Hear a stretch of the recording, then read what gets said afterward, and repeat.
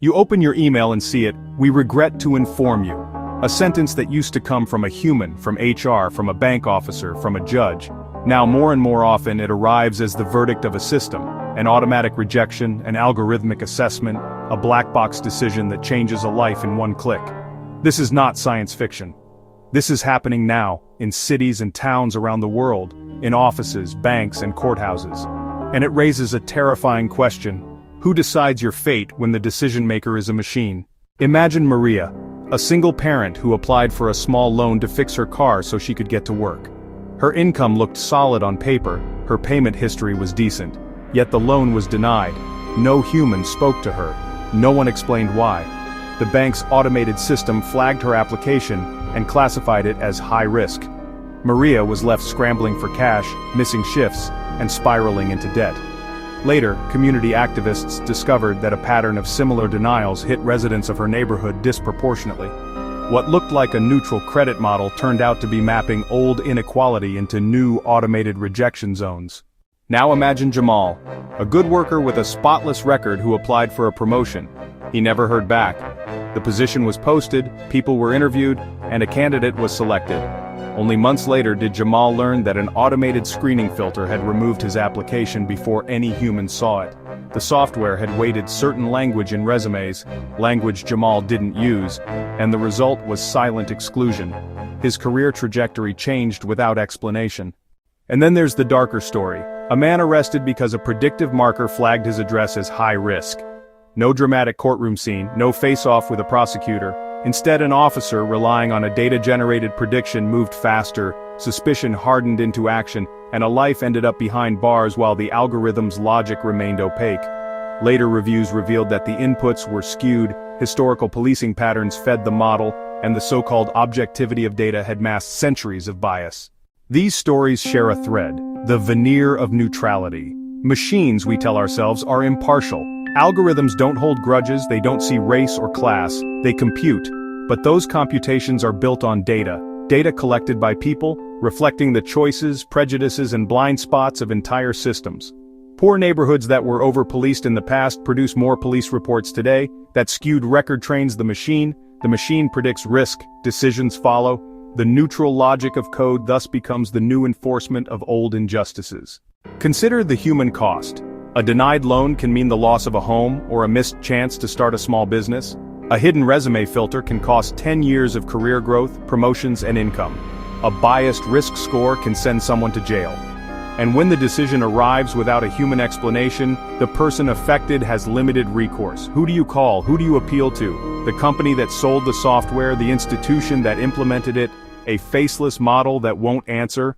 But it's worse than inconvenience. It's about accountability. Machines diffuse responsibility. When a human makes a mistake, there is someone to name, a manager, a lawyer, a public official.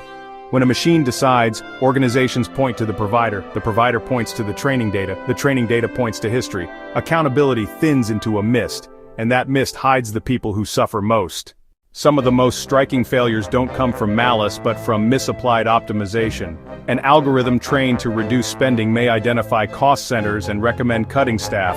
A system trained to reduce recidivism may use imperfect proxies for risk and punish rather than rehabilitate. In each case, optimization for a metric becomes harm to a human life. There are also cases of direct manipulation.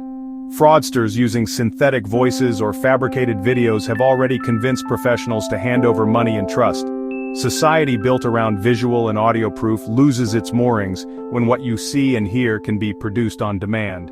If a machine can mimic your manager's voice and order a transfer, or produce video evidence that never happened, who will be believed in a courtroom? What will happen when proof is manufactured faster than truth can be verified?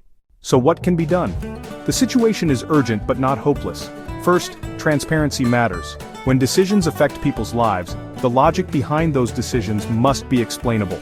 We need standards that require institutions to reveal the criteria used, in plain language. Not an impenetrable white paper, but explanations a human can understand. Second, human oversight must be meaningful. Human in the loop should not be a checkbox, it should be a safeguard. That means a human reviewer must have the authority and time to override harmful or suspicious outputs. It means institutions should not hide behind automation when a decision severely impacts someone's liberty or livelihood. Third, audits are essential.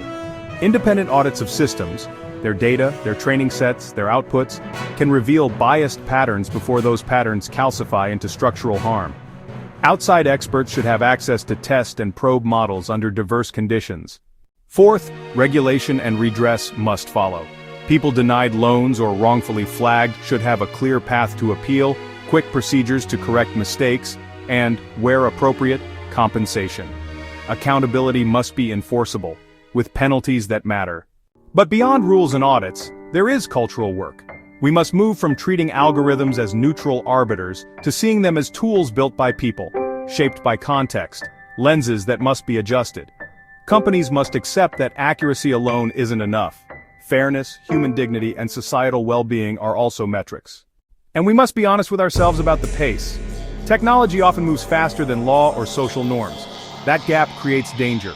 New systems will be deployed worldwide tomorrow, in hiring, in credit, in courtrooms, before all the ethical debates are settled. We need guardrails that travel with innovation, not lag behind it. For individuals, awareness is power. Keep records. When denied, ask for an explanation in writing. Use consumer rights to demand human review. In communities, demand public transparency about which automated systems are used and how. Pressure institutions, banks, employers, police departments, to publish bias audits and to adopt human oversight. Finally, we must decide collectively what trade-offs we accept. Do we want maximal efficiency at the cost of human oversight, or do we choose a future where machines assist, but humans remain accountable? The answer we take now will ripple for generations. The image of a child asking what their parent did for a living will change if machines reroute careers silently. The image of a courtroom will change if evidence can be fabricated on demand. The image of trust between citizens and institutions hangs in the balance. Machines can magnify efficiency and insight, but they can also amplify harm. If this video leaves you unsettled, that's the point. This is a wake-up call, not a resignation. Insist on transparency. Ask for human review. Support strong regulation. Share the stories of those harmed so the public can see the patterns. Because if algorithms are going to judge, we must demand they be judged too. If you learned something new, hit subscribe and turn on notifications. We'll keep digging into the hidden side of the tools that shape our lives. Comment below. What decision would you never let an algorithm make about you? And share this video with someone who needs to understand the stakes. The future is being written now, and the more people who read it, the fairer that future can be.